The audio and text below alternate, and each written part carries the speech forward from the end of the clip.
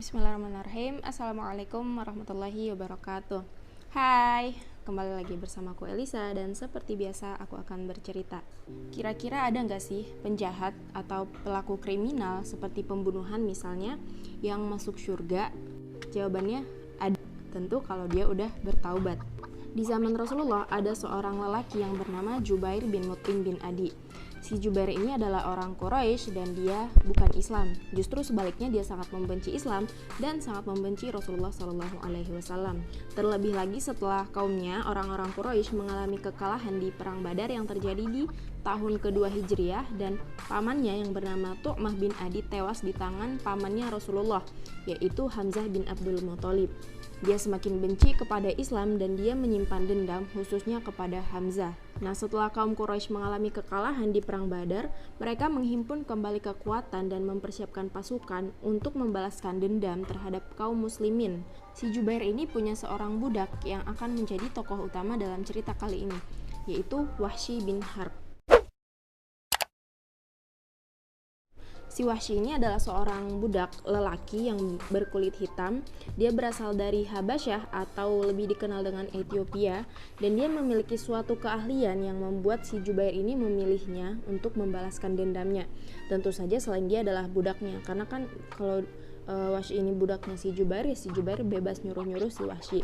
Tapi alasan lain kenapa Jubair memilih Wahsy adalah karena dia itu adalah seseorang yang sangat jago menombak. Jadi biasanya kalau dia melempar tombaknya itu selalu tepat sasaran. Dan kemudian si Jubair ini ketika dia membujuk si Wahsy, dia menjanjikan kebebasan atau kemerdekaan untuk si Wahsy. Jadi dia mau memerdekakan Wahsy dengan syarat Wahsy membunuh Hamzah untuk membalaskan dendamnya si Jubair.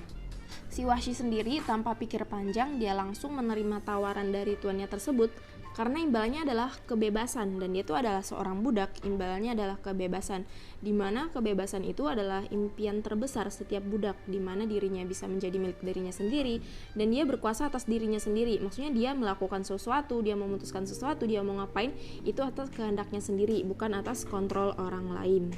Singkat cerita, si Wahsy bersama pasukan Quraisy berangkat ke Bukit Uhud, tempat di mana terjadinya perang Uhud. Setelah sampai di sana, kemudian kedua pasukan ini sudah berperang. Si Wahsy sendiri sebenarnya dia nggak terlibat di peperangan langsung. Tugas dia cuma untuk membunuh Hamzah dan kemudian dia merdeka. Karena dia sendiri kan bukan seorang prajurit, walaupun misalnya tadi aku bilang dia memiliki keahlian melempar tombak, ya dia bukan prajurit terlatih. Karena kan perang itu bukan cuma sekedar memiliki satu keahlian kemudian dia bisa berperang, tapi juga harus dilatih dan juga harus dengan strategi dan lain sebagainya. Dan si Wahsy sendiri sebenarnya nggak punya kepentingan di peperangan itu. Dia tidak memusuhi umat Islam dan dia juga nggak bersimpati dengan orang Quraisy, sehingga dia harus ikut memerangi orang-orang Islam. Kemudian si Wahsy mencari di mana posisi Hamzah dan tidak membutuhkan waktu lama bagi Wahsy untuk menemukan Hamzah, karena Hamzah itu orang yang cukup terkenal, ya dia tuh beda-beda tipis dengan Umar bin Khattab. Mereka itu sama-sama kesatria, sama-sama jagoan dan cukup terkenal di kota Mekah. Dan Hamzah itu mengenakan semacam tanda di kepalanya, ciri khas seorang kesatria mungkin. Dia mengenakan bulu burung unta di atas kepalanya. Dan setelah Wahsy menemukan posisi Hamzah, dia menunggu saat yang tepat untuk dia melempar tombaknya dan membunuh Hamzah. Pada waktu itu Hamzah sedang berhadapan satu lawan satu dengan seorang musuh yang dari pihak Quraisy. Kemudian Wahsy menunggu, akhirnya tidak membutuhkan waktu lama, musuh itu pun tewas di tangan Hamzah. Kemudian Wahsy merasa bahwa itulah saat yang tepat untuk dia membunuh Hamzah. Dia mengendap-endap mendekati Hamzah, kemudian dia melempar tombaknya dan tepat mengenai Hamzah. Pada saat Hamzah melihat dari mana datangnya arah tombak itu, dia sudah menyadari dari mana datangnya. Dia hanya bisa melangkah sekitar 1 atau 2 langkah sebelum akhirnya dia terjatuh. Wahsy menunggu beberapa saat untuk memastikan bahwa Hamzah benar-benar udah meninggal. Setelah dia yakin kalau Hamzah itu udah meninggal, dia kemudian mendekati Hamzah untuk mengambil tombaknya. Nah, pada peperangan itu bukan cuma pasukan lelaki yang terjun, tapi juga ada sekelompok perempuan Quraisy yang ayahnya, suaminya, saudara laki-lakinya atau anaknya tewas di perang Badar. Jadi mereka ikut ke perang itu dengan tujuan untuk menyemangati para pasukan dan memutilasi beberapa pasukan muslimin atau musuh mereka, orang-orang Quraisy ini, memutilasi tubuhnya yang udah meninggal, termasuk Hamzah. Setelah Hamzah tewas, kemudian Hindun, istrinya Abu Sufyan, salah seorang pemuka Quraisy, mendekat. Kemudian dia memberikan perhiasannya yang berupa kalung emas dan lain sebagainya. Dia memberikannya kepada Wahsy yang telah membunuh Hamzah. Kemudian ya Wahsy menerima aja kan, dia udah dapat kemerdekaan, terus dia dapat juga perhiasan yang bisa dia manfaatkan untuk bekal hidupnya setelah dia merdeka nanti, setelah dia bebas. Kemudian si Hindun ini, istrinya Abu Sufyan, dia memutilasi tubuhnya Hamzah, kemudian dia bentuk seperti sebuah kalung. Sadis banget ini cewek. Dia bentuk seperti bentuknya kalung, kemudian dia mengalungkan, dia jadiin perhiasan, dan dia memakan hatinya Hamzah. Ada yang bilang jantungnya, penting jantung atau hatinya gitu kan. Si Hindun ini bukan kanibal ya, dia bukan pemakan daging manusia, tapi dia melakukan hal tersebut sebagai bentuk balas dendamnya dan bentuk kepuasannya terhadap terbalasnya dendamnya karena ayah dan saudara laki-lakinya itu terbunuh di perang Badar.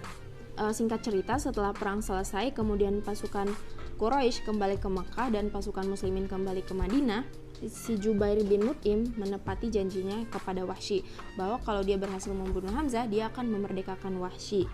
Nah, setelah itu hari demi hari, minggu demi minggu, bulan demi bulan, pengikut Rasulullah semakin banyak, orang yang memeluk agama Islam semakin banyak, pengaruh Rasulullah semakin kuat dan posisi Islam juga semakin kuat.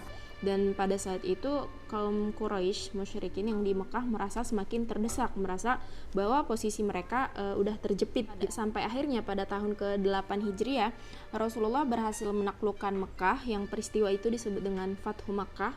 Dan Rasulullah membawa sejumlah pasukan dari Madinah, kalau nggak salah 10.000 orang, tapi penaklukan itu berlangsung dengan sangat damai dan tidak ada pertumpahan darah. Karena Rasulullah sudah menguasai Mekah, si Wahsy yang mengingat perbuatannya terhadap Hamzah, pamannya Rasulullah, itu ketakutan. Kemudian dia kabur, dia lari dari Mekah, dia pergi menuju Taif. Karena dia takut dia akan dibunuh Rasulullah gitu. Karena dia takut kalau nanti Rasulullah ketemu dia, terus Rasulullah ingat, dia takut dibunuh oleh Rasulullah. Nah, setelah sampai di Taif, ternyata penduduk Taif ini mayoritas udah memeluk agama Islam. Bahkan penduduk Taif ini berencana untuk mengirim delegasi mereka menemui Rasulullah untuk menyatakan bahwa mereka telah memeluk agama Islam. Kemudian si Wahsy ini berencana untuk melarikan diri ke tempat yang lain lagi. Dia udah mempersiapkan tempat yang mau dia tuju, ada beberapa opsi. Kemudian sebelum dia pergi meninggalkan Taif menuju beberapa tempat yang dia tuju ini, dia bertemu dengan seorang lelaki, dan orang itu bilang kepadanya, udah deh, kamu gak usah capek-capek melarikan diri, palingan nanti tempat yang kamu tuju juga bakalan dikuasai Muhammad gitu, orang-orang di sana juga bakalan masuk Islam. Ini aku kasih tahu, Muhammad itu nggak akan membunuh orang yang mengucapkan 2 kalimat syahadat. Jadi si Wahsy ini kan takut tadi, merasa takut bahwa dia akan dibunuh Muhammad karena dia mengingat perbuatannya kepada sahabat dan paman Rasulullah SAW. Padahal sebenarnya nggak kayak gitu kan, Rasulullah nggak mungkin ujuk-ujuk membunuh orang walaupun dalam rangka balas dendam.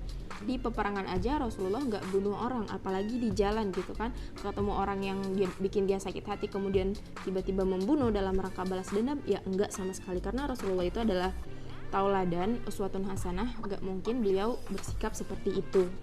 Si Wahsy nggak jadi kabur, dia nggak jadi meninggalkan Taif, kemudian dia ikut dengan rombongan atau delegasi tadi yang mau menemui Rasulullah dan menyatakan diri masuk Islam. Kemudian seiring berjalannya waktu, suatu hari si Wahsy ini ketemu Rasulullah, entah di majelis atau di mana gitu kan. Pokoknya dia ketemu Rasulullah, terus Rasulullah merasa kayak kenal gitu kan. Wajah-wajahnya ini kayak nggak asing gitu. Rasulullah bertanya kepadanya untuk memastikan apakah dia benar Wahsy, orang yang telah membunuh paman Rasulullah, Hamzah bin Abdul Muthalib. Kemudian dia mengiyakan pertanyaan Rasulullah tersebut. Rasulullah kemudian memintanya untuk menceritakan kejadian lengkap bagaimana dia bisa membunuh Hamzah. Karena Rasulullah sendiri dan orang-orang pada saat itu ya tahu gitu kan, Hamzah itu adalah seorang jagoan gitu, seseorang yang sangat sulit untuk dikalahkan. Apalagi seorang prajurit biasa, apalagi si Wahsy sendiri sebenarnya kan bukan prajurit terlatih walaupun dia jago melempar tombak. Dan kalau misalnya dia bertarung secara jantan gitu kan, hadap-hadapan lah, 1 lawan 1, akan sangat sulit baginya untuk mengalahkan Hamzah. Aku sendiri dulu waktu mendengar cerita ini pertama kali, Hamzah bin Abdul Muthalib tewas terbunuh oleh seorang lelaki yang bernama Wahsy, aku kira tuh mereka kayak hadap-hadapan di medan perang 1 lawan 1, kemudian mereka bertarung secara jantan dan Hamzah tewas. Ternyata nggak seperti itu. Hamzah di medan perang sedang melawan orang lain, kemudian orang itu tewas, dan si Wahsy dari belakang dia melempar tombak ke Hamzah, walaupun bukan dari belakang ya, terserah dari sudut mana aja, yang penting dia diam-diam gitu kan, nggak satu lawan satu gitu. Kemudian Wahsy menceritakan penyebab dia melakukan hal itu adalah karena dia dijanjikan kemerdekaan oleh tuannya Jubair bin Mut'im bin Adi. Untuk membalaskan dendam tuannya, dia harus membunuh Hamzah untuk mendapatkan kemerdekaan. Ya, kemudian Rasulullah bertambah sakit hati gitu kan setelah mendengar cerita tersebut. Rasulullah semakin sedih karena bagi Rasulullah Hamzah itu udah seperti ayahnya sendiri. Karena Rasulullah sendiri nggak mengenal ayahnya Abdullah. Ayah seperti yang kita tahu kan, Abdullah itu meninggal ketika Rasulullah kurang lebih 2 bulan di dalam kandungan. Jadi pamannya kayak misalnya Hamzah, terus juga Abu Thalib, itulah yang dia anggap seperti ayah kandungnya sendiri. Terlebih lagi Hamzah, kalau Abu Thalib kan dia nggak Islam. Hamzah ini dia masuk Islam dan berada di garda terdepan dalam membela Islam. Belum lagi melihat pembelaan Hamzah terhadap Rasulullah ketika Rasulullah dilecehkan dan diintimidasi oleh kaum kafir Quraisy, dan kontribusi Hamzah terhadap Islam itu sangat besar. Kemudian Rasulullah bilang ke Wahsy, bisa nggak kamu nggak terlihat oleh saya gitu, bisa nggak kamu nggak muncul di hadapan saya gitu. Tentu Rasulullah menyampaikan hal itu dengan halus dan sesopan mungkin agar tidak menyakiti hati Wahsy. Rasulullah nggak bilang pergi sana atau keluar sana, kamu jangan muncul lagi di depan saya dan bla bla bla bla, nggak kayak gitu. Jadi Rasulullah bilang sesopan mungkin. Ya, walaupun Nabi Muhammad itu adalah seorang nabi, seorang utusan Allah yang tentu kita akui bahwa akhlaknya itu sangat sempurna, tapi Rasulullah itu kan juga seorang manusia yang mungkin Rasulullah takut kalau misalnya ketemu Wahsy tiap hari, terus-terusan melihat wajah Wahsy, Rasulullah semakin sakit hati dan takutnya memiliki kebencian terhadap Wahsy gitu, mungkin takutnya. Tapi kalau misalnya untuk balas dendam ya nggak bakalan gitu, apalagi setelah Wahsy itu masuk Islam. Si Wahsy pun menerima keputusan Rasulullah tersebut. Dia ya sadar diri gitu kan, dia telah melakukan kesalahan dan dia juga pengen menebus kesalahan itu. Dia berusaha semaksimal mungkin agar tidak terlihat oleh Rasul. Si Wahsy ini tetap mengikuti majelis Rasulullah. Kalau misalnya Rasulullah sedang berdakwah, sedang mengajari para sahabat, si Wahsy ini tetap ikut, tapi dia berusaha berada di tempat yang tersembunyi, atau misalnya kayak di pojokan gitu atau di belakang. Dia berusaha agar tidak terlihat oleh Rasulullah, dan begitu seterusnya sampai akhirnya Rasulullah wafat. Dan setelah Rasulullah wafat itu kan digantikan oleh Abu Bakar As-Siddiq. Dan di masa pemerintahan Abu Bakar As-Siddiq itu ada banyak banget cobaan. Ya, ada yang murtad lah, ada yang nggak mau bayar zakat lah, bahkan ada nabi palsu yang sangat terkenal ya sampai sekarang, yaitu Musailamah Al-Kadzab. Namanya Musailamah. Dia disebut Al-Kadzab ya karena banyak banget bohongnya. Dia seorang pembohong yang besar yang mengaku sebagai nabi. Nah, melihat kekacauan-kekacauan ini, khususnya si nabi palsu ini yang bikin masalah gitu kan, yang bikin keributan, yang bikin geger masyarakat pada masa itu, si Wahsy merasa terpanggil. Karena sejak dia masuk Islam, dia berangan-angan, dia bermimpi bahwa dia bisa melakukan sesuatu untuk agama Islam. Dia ingin berkontribusi sebagai penebus kesalahannya di masa lalu. Kemudian singkat cerita terjadilah peperangan antara pasukan muslimin yang lurus gitu kan, dengan pasukannya si Musailamah. Ketika sedang perang gitu kan, ketika mereka sedang berhadapan dan posisi Musailamah udah terdesak, dia udah terjepit, kemudian si Wahsy menyiapkan tombaknya dan dia kemudian mendekati Musailamah. Kemudian setelah dia merasa itu waktu yang tepat, dia melempar tombaknya tepat mengenai Musailamah. Tapi pada saat yang bersamaan ada juga seorang sahabat yang bernama Abu Dujanah, dia juga mengincar si Musailamah ini. Setelah tombaknya Wahsy tertancap di tubuh Musailamah, Abu Dujanah ini pun menebaskan pedangnya ke si Musailamah. Kemudian si pembohong besar ini, Musailamah Al-Kadzab, pun meninggal dunia. Suatu hari Wahsy pernah bilang, Allah lah yang lebih tahu apakah si Musailamah itu meninggal setelah dikenai oleh tombakku atau oleh pedangnya Abu Dujanah. Tapi intinya dia sudah berniat untuk melakukan sesuatu, berkontribusi untuk menembus kesalahannya di masa lalu. Terus Wahsy juga pernah bilang, kalau di masa lalu saya pernah membunuh salah seorang manusia terbaik setelah Rasulullah, sekarang saya sudah membunuh manusia terburuk. Tentu manusia terburuk di zaman itu, dan juga sampai akhir zaman sih sebenarnya. Tapi banyak, kalau zaman sekarang ini banyak banget kita temuin orang yang kayak Musailamah. Ada yang mengaku nabi lah, mengaku Imam Mahdi, atau bahkan ada yang mengaku Tuhan. Di Indonesia sendiri ada beberapa orang yang mengaku nabi, mengaku apa segala macam. dan semuanya itu ya al-kadzab, kayak Musailamah al-kadzab.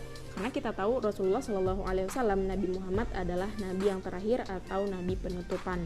Ya, ada beberapa pelajaran yang dapat kita ambil dari kisahnya si Wahsy ini adalah bahwa seburuk apapun seseorang di masa lalu, selagi dia masih bernafas, dia masih hidup, pintu taubat akan terus terbuka baginya.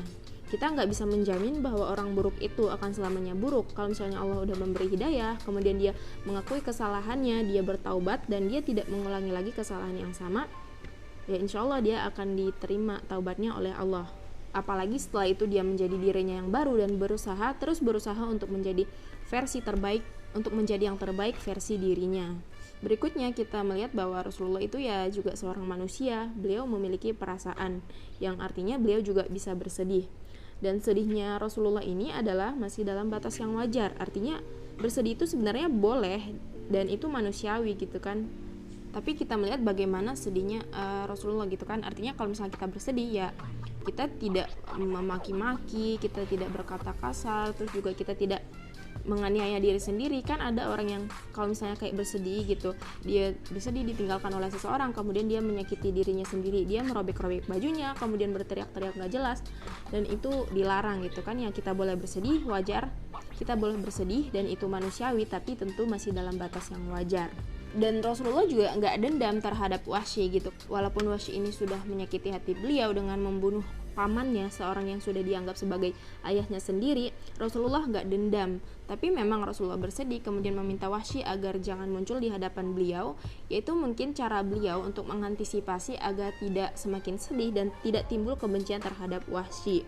Dan Rasulullah juga nggak menghalangi si Wahsy ini untuk bertaubat atau untuk menjadi lebih baik lagi. Maksudnya gini, kadang kan ada orang yang berbuat jahat, kemudian orang yang di lingkungannya ini ngejudge kalau dia itu ya bakalan kayak gitu selamanya, bakalan buruk selamanya, dan orang-orang di sekitarnya ini nggak menerima dia gitu kan. Kadang misalnya kayak nggak percaya kalau dia beneran bisa berubah, terus mereka ngejudge kalau dia itu ya selamanya kan kayak gitu, dia tuh nggak bakalan diampunin karena kejahatannya udah banyak banget. Rasulullah membiarkan Wahsy, kemudian dia masuk Islam, dia bertaubat, dia berusaha menjadi lebih baik. Dan yang terakhir adalah setelah Wahsy kemudian meninggalkan masa lalunya, kemudian dia masuk Islam, dia bertaubat, dia nggak merasa cukup sampai di situ aja. Dia ingin melakukan sesuatu yang konkret, yang real, yang nyata, yang kelihatan untuk Islam. Dia ingin berkontribusi untuk Islam, nggak sekedar hanya mengakui kesalahan kemudian bertaubat.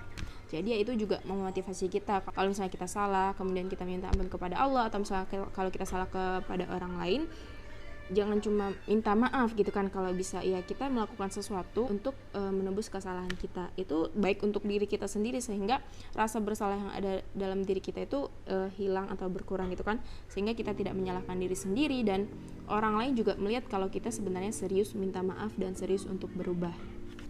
Oke, sekian dulu cerita kali ini, semoga bermanfaat. Kalau kamu suka videonya, jangan lupa tekan tombol like dan subscribe. Dan jika dirasa bermanfaat, share ke seluruh media sosial yang kamu punya. Sampai jumpa di video berikutnya, insya Allah. Assalamualaikum warahmatullahi wabarakatuh. Dadah!